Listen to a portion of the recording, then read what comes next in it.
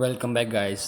तो आज हम सीखेंगे बिटवाइज ऑपरेटर के बारे में। तो बिना टाइम वेस्ट किए चलते हम सबसे पहले ऑपरेटर के बारे में, जो है एंड।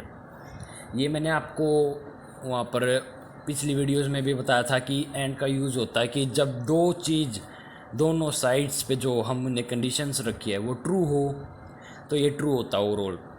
तो इसमें हम एग्जांपल से दो नंबर्स लेंगे। अगर num1 और बिटवाइज ऑपरेटर में हम बिट्स के अकॉर्डिंग चलते हैं, तो if num1 and num2, and का सिंबल होता है बिटवाइज ऑपरेटर्स में ये एक एस टाइप शेप में, तो इक्वल टू 10 है। तो मैं इसमें कुछ प्रिंट करवा दूँगा। अब मैं यहाँ पर एक ज़्यादा एडवांस नहीं लेके जा रहा क्योंकि उसमें फिर टाइम लगता है, ज़्यादा टाइम कंज्यूम होता है, लेकिन इस एग्जांपल से भी आप समझ सकते हो और इसको अपने आप मैनिपुलेट कर सकते हो। तो ये ठीक से काम कर रहा है, एंड ऑपरेटर हो गया हमारा। तो उसके बाद अब अगला ऑपरेटर होता है और को हम एक टू साइड पैरेलल, एक मतलब as a perpendicular line represent कर सकते हैं। तो इसका मतलब होता है कि अगर उन दोनों में से कोई एक ट्रू हो तो पूरी कंडीशन ट्रू हो जाएगी। तो इसमें क्या होता है, एंड ऑपरेटर में तो sets each bit to one if both bits are one, यानी कि अगर दोनों ट्रू वन है, वन का मतलब होता है ट्रू, तो दोनों वन है तो वो वन हो जाएगा इनका रिजल्ट भी, यानी कि ट्रू।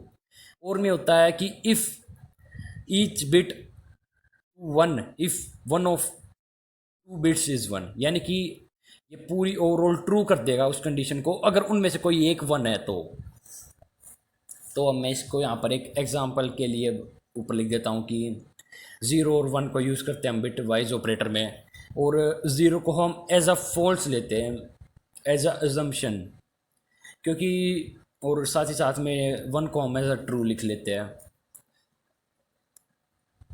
तो यहाँ पर मैं लिख देता हूँ लेट, मान लीजिए, लेकिन ये एक स्टैंडर्ड है। तो अब ये कंडीशंस हो चुकी है।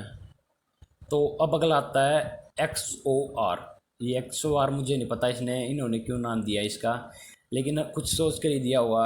इसका सिंपल मीनिंग होता है sets each bit to one if only one of the two bits is one, यानी कि अगर उनमें से दोनों में से कोई एक ट्रू है, दोनों ट्रू नहीं होने चाहिए, ध्यान देना, कोई एक ट्रू है, if only one of the two bits is one, तो ये ट्रू देगा। इसका साइन होता है, ये पावर के लिए जो हम यूज़ करते हैं एक्सपोनेंशियल्स में, कंप्यूटर में हम पावर को सिंबल से रिप्रेजेंट करते हैं, तो इसको ये हम यहाँ पर यूज़ कर लेते हैं। तो अब इसमें यहाँ पर मैं और कंडीशन डालूँगा, दूसरी कंडीशन, एक सेकेंड। तो देखिए ये ट्रू हो चुका है। ये मैंने इसलिए किया है क्योंकि अब फिर num1 और num2 में कोई एक ही कंडीशन ट्रू होनी चाहिए, तो इसलिए किया है मैंने। तो अगर किसी को ना समझ में आए तो मैं बता दूं, यहाँ पर num2 को मैंने 20 कर दिया, num1 को 10 ही रहने दिया है, तो 10 से ग्रेटर देन होगा तभी वो एक ही कंडीशन ट्रू हुई, इसके लिए वो हुआ। अब यहाँ पर नोट वही होता है जो हमने पहले बताया था मैंने आपको, इनवर्ट्स ऑल द बिट्स, यानी कि 0 को 1 बना देगा, 1 को 0 बना देगा। ये कह सकते हो आप, उल्टा काम करता है, इसका सब कुछ उल्टा है, यानी कि ये काम भी उल्टा करता है, इसका रिजल्ट्स भी उल्टा होता है, अपोजिट रिजल्ट देता है ये 0 को 1 मानेगा या फिर कन्वर्ट करेगा, कह सकते हो आप, और 1 को 0 मानेगा। तो इसको आपको थोड़ा ध्यान रखना है जब इसको यूज़ करो। वैसे तो इसका एक स्पेसिफिक पर्पज़ होता है जिसके लिए बनाया गया है, यानी कि कभी कभार आपको मान लीजिए कहीं पर आप ऑब्जेक्ट ओरिएंटेशन प्रोग्रामिंग कर रहे हो और वहाँ पर आपको किसी चीज़ को फॉल्स करना है प्रूव, तो आप इसका यूज़ कर सकते हो। वैसे तो और भी तरीके हैं लेकिन ये थोड़ा सा आसान पड़ता है। तो इसमें हम एक ये कह सकते हो हॉरिजॉन्टल एस का यूज़ करते हैं। तो ये था, अब देखिए ये भी ट्रू हो गया। तो यही था बस। तो आज की वीडियो के लिए इतना ही। Thank you and good day to all of you.